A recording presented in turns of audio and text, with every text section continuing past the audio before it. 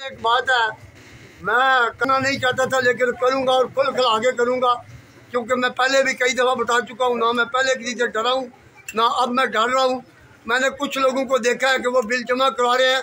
मेरा ये पैगाम मीडिया वाले पहुँचा दे कि वो लोग मुनाफिक हैं, वो लोग गद्दार हैं इस कौम के। वो कोई भी हो, मेरा भाई क्यों ना हो, खुदा की कसम खा के कहता हूँ, ऐसी कौमें जो है वो जलील ख्वार होती हैं, उनको जूते पड़ते हैं। जो कौमें अपने मुसलमान भाई का साथ नहीं देते।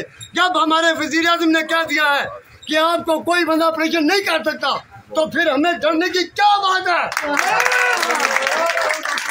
हम आज भी सवाम के साथ हैं, कल भी सवाम के साथ है।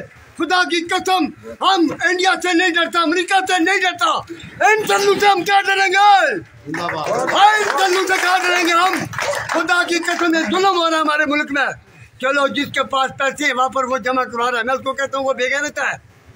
ऐसे कंजरों के पास भी होते हैं। गैरत बहुत बड़ी चीज है। लोगों, खुदा की कसम, ये ना सोचो कि ये कम मखलूक है।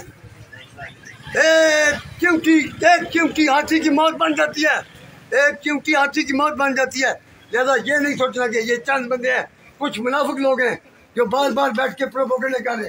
कुछ नहीं होगा, कोई नहीं होगा। होता है जब कोशिश करो तो। अस्सलाम वालेकुम।